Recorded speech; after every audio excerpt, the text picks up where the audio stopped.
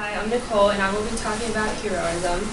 When most people hear the word hero, they think of Superman or somebody in a cape. However, a hero is defined by their actions, not their appearance. There is also not one solid definition or trait to describe a hero. This is because every situation is different. Several characters in literature that we've read this semester portray heroism that sets them aside from everybody else. The intelligence and determination to make a change in Mrs. Peters and Mrs. Hale, as well as the honesty and transformation of Oedipus and transcendentalism in Walter Lee, is what makes them all a hero in their own way. In Susan Glaspell's Trifles, Mrs. Peters and Mrs. Hale are determined and courageous enough to use the evidence they find to make a change for what they believe is right. This shows heroism because even though they are being suppressed by their husbands, they are still trying to make a change. Even though that change is not really vocalized, it is demonstrated by how they outsmart the men and help Mrs. Wright probably not get charged with murder. In Law, Justice, and Female Revenge, Wright mentions that the male detectives can only see physical clues, whereas the women have the capacity to see beyond what is visible, making them a fairer jury. The fairer jury reference signifies that women are more empathetic and responsible than their stereotype allows them to be. However, the intelligence of Mrs. Hale and Mrs. Peters is not what makes them heroic. How they handle the evidence does. Wright goes on to say that the women take justice into their own hands and contravene the established law in a way that's never expressed verbally. Instead of sitting around and complaining about the way they're being treated, they decide to take action and do something about it. Ben Z explains in Murder, She Wrote that by going against her husband, Mrs. Peters is destroying the notion that a woman is her husband and she's becoming self-deputized.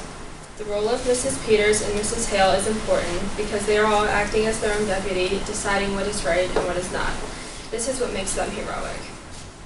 Oedipus also serves as a hero in Oedipus the King because he was honest and took responsibility for his actions in the end. In Orestes and Oedipus, Roxandra describes the arrogance of Oedipus by mentioning how he had falsely accused Tiresias of the murder and scheming against him. But as soon as he realized he was for sure the murderer, he does punish himself. This shows that Oedipus is taking responsibility.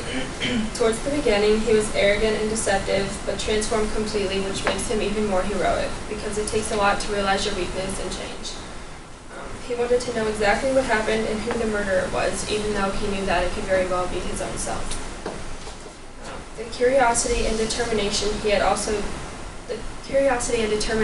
displayed is also heroic because he didn't settle. He wanted justice to be served. Some could focus on his negative qualities, but this is meant to symbolize his humanity. If he was perfect, his heroic action wouldn't seem as heroic because he would always be expected to do the right thing. His flaws make him more relatable and his personal growth more noticeable. The last form of heroism is displayed by Walter Lee in Hansberry's A Raisin in the Sun. He does not conform to what society tells him to be at that time. For instance, in A Raisin in the Sun Revisited, Washington mentions that unlike his mother, Walter has managed to escape the almost crippling inferiority that destroys many African Americans, men in particular. It takes a strong mindset to go against the grain and still have faith when nobody else around does.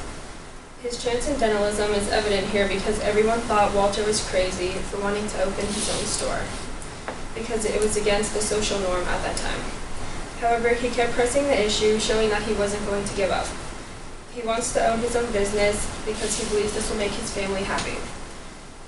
His family members did think he was crazy and selfish for wanting to use the money on the store because they didn't really realize that he was thinking about them as well. He was not only determined to become more economically successful for his family, but to stand up for them as well. He actually made a tremendous sacrifice, and the sacrifice being referred to is when he declined Mr. Linder's bar. This is because Walter was more determined to take a stand for his race and his family and the way that they were being treated. Their money may be gone, but he saved his family's dignity. The heroism displayed by Oedipus comes the closest to my definition of a hero because he had the most to lose. He had a great reputation and he was the king. His punishment was also the most severe, and he didn't benefit at all from it, like the other characters in a way did. All of the characters acted differently, but are still considered heroes. They all contain qualities that we would like to have, no matter the gender, race, or social class. Each character comes from a different background and was put into a different situation. So one cannot really say that you must follow a certain criteria in order to be considered a hero. In conclusion, a hero is just somebody who makes a change for what they believe in, making a positive effect in the world.